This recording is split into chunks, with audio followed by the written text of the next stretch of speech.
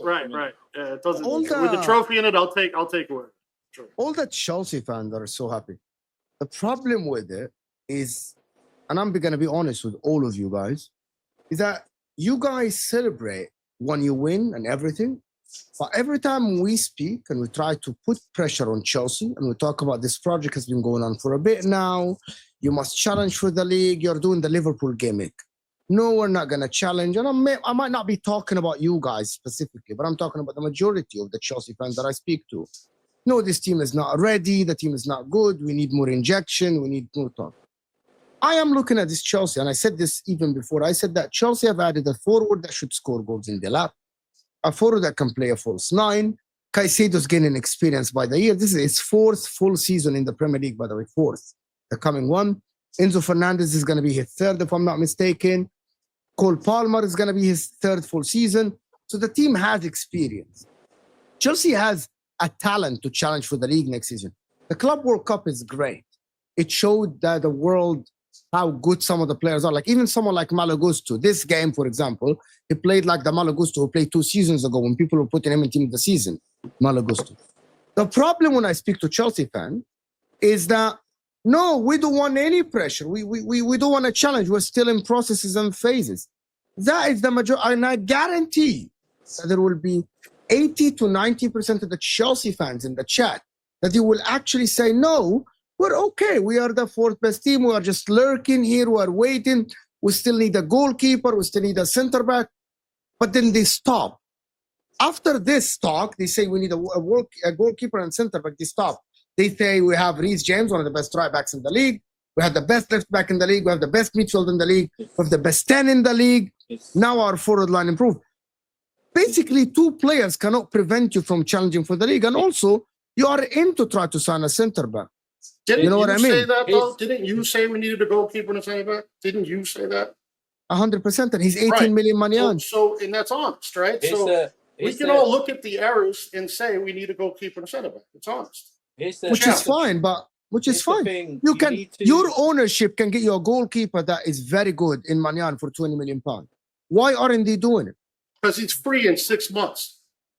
Here's the thing. He's not free in 6 months, he's free next year. No, he's free after the winter window. After the first window. How is he free? His contract doesn't end. His contract expires halfway through. He's just able to talk to clubs. You can talk to clubs. So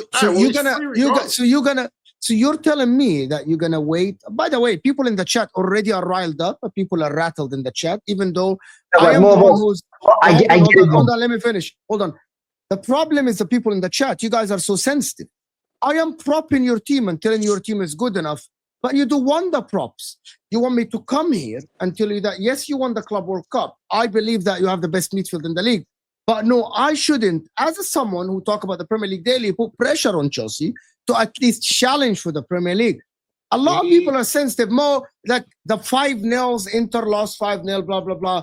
Yesterday on my show, I am one of the only people that gave Chelsea a chance to win the game. Everyone said 0% chance, same for Arsenal versus Real Madrid. But people don't like it. People don't like it. When we put pressure a little bit on Chelsea, they don't like it. You know what I mean? Here's the thing. I see a Chelsea team that is very good. Here's the thing. No, but today is the day for just for us to celebrate this win.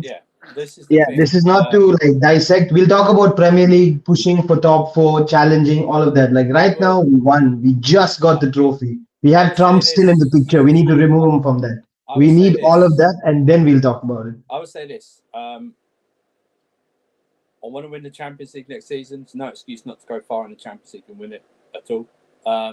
The problem is, Mo, you have to, for most fans who still I say, well, we can't do it.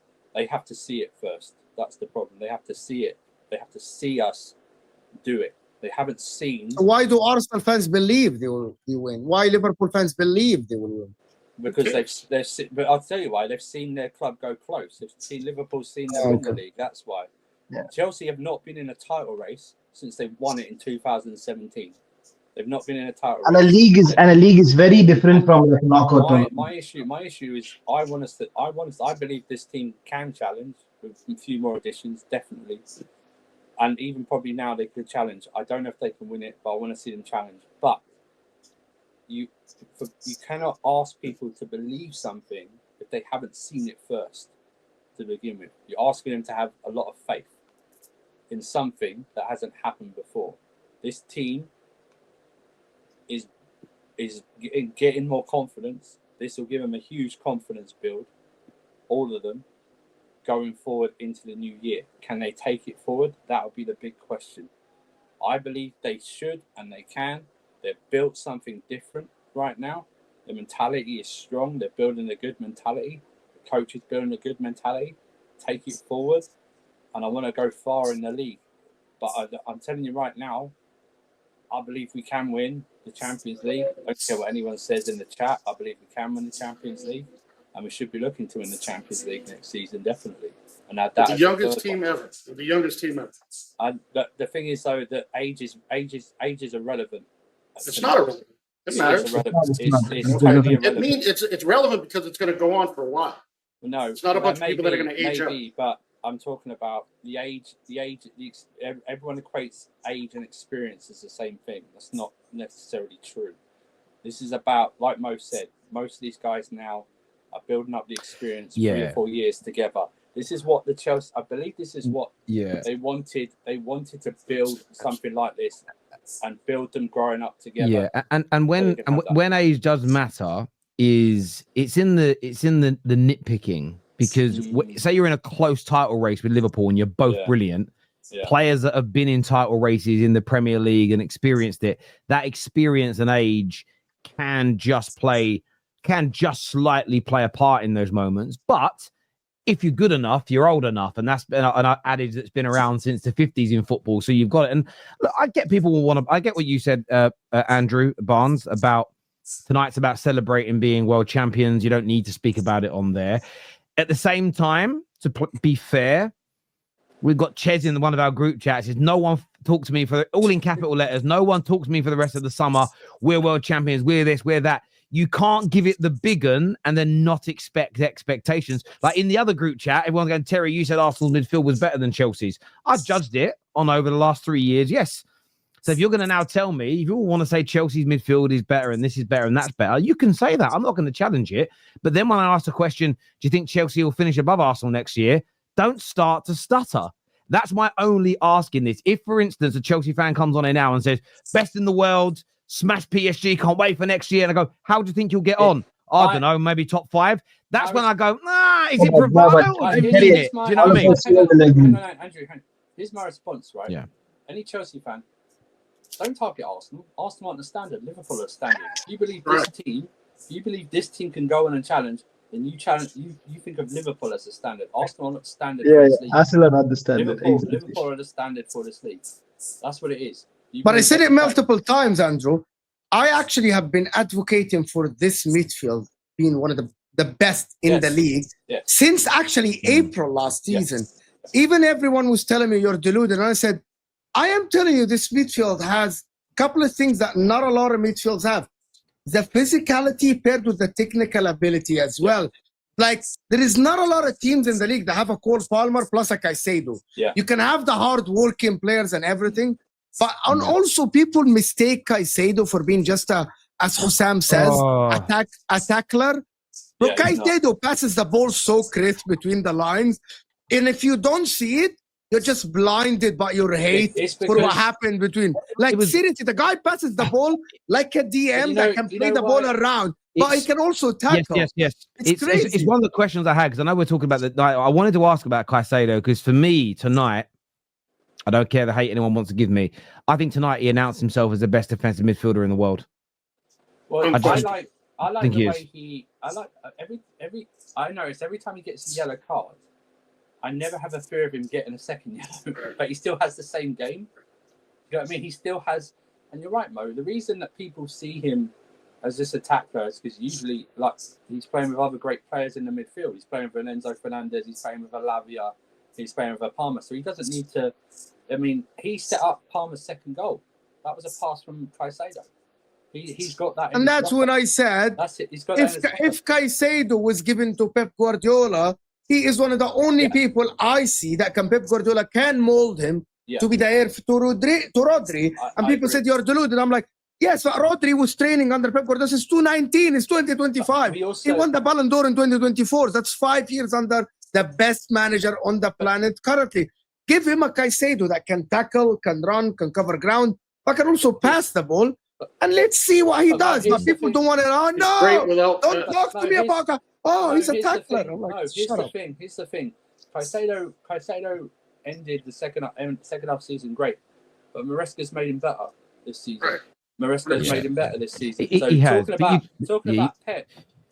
You can't take Hassam seriously though when it comes to Chelsea. Hassam is still gutted about that crazy night 2 summers ago. Like he very much is. I love Hassam to bits. He is. It's like I don't quite remember what he said, Mo, but on Wednesday when we were previewing this game, he was like, "Nah." He said it was basically, "Well done, Chelsea, but you're finished now. You're out." 0%. He did the 0%. He said 0% speech again, and it's just a nonsense. I mean, I did predict a PSG win. I'll keep saying it because I don't want to pretend like I didn't. Was I a baby? Was that in my ears? Oh no, that was probably my son. It's all right. It's fine. You had a baby. It's For fine. a second, I thought one of my kids got up, and I was going, "Hang on a minute, I'm freaking out here." So Terry, that was Luis Enrique trying. I like it. This year, this was to me earlier when he said we are not saying best in the world. I'm not saying you in the chat are saying it. I'm not saying anyone on the panel has said it. But I'm talking when it comes to the conversation about pressure on Chelsea, the Chelsea fans, the only ones I take issue with are the ones that want to give it the big un, but they're not actually show any chest. And they're what I call them two backers because they've got no chest. Because you can't give it the big un and then not make a relatively bold prediction. I can't come out here and say United have killed it this summer. We're looking amazing. I can't wait for next year. Where are you going to finish? Oh, maybe 14th. It doesn't match what I'm saying. You've got to at least. If Andrew says, "Look, I think we've really improved. We look good next year. Really excited. Where do you think you're coming?" I think around 4th. It matches, but you can't slag off Arsenal. Say Liverpool, we're coming for you. Do you reckon you'll be in the title race? No. It doesn't make sense. Yeah, but Terry, no one on the panel has said it yet. I gotta leave, but I gotta say something about Enzo Maresca. Again, since April, by the way, Chelsea's defense has been one of the best, and people keep forgetting about this. Keeping a clean sheet against PSG when no one else could all year, by the way. But Arsenal did it without Dembele. It was different. Since January, Chelsea kept a clean sheet. They limited PSG to like very minimal chances. That is credit to Enzo Maresca and the improvement in the defense. Imagine if he gets another defender and he's not only Chalobah. So that's what I'm talking. Imagine if Reece James is fit and he plays right back all the time. And Lavia plays now next to Caicedo instead of Reece James. Yeah. That's what I'm talking about. Enzo Maresca has improved tactically. I think he was bad for a big part of last season, especially the middle one, where Chelsea were getting run through to the middle. Remember the Ipswich games and all the stuff. But now look at him. I saw Chelsea today defend with 11 players, 11 in their half. That is something that he didn't do last season. No, yes. I agree. Totally agree. This here says, where is the leopard in the tree? Hassam has said in the group chats that Chelsea are now favourites above Liverpool to win the league next year. He is doing the pussy. He's not leopard in the tree. Remember, it's a pussy in a tree. Like I agree with you, Terry. I have to go, guys, to actually go for Cheers, Mo.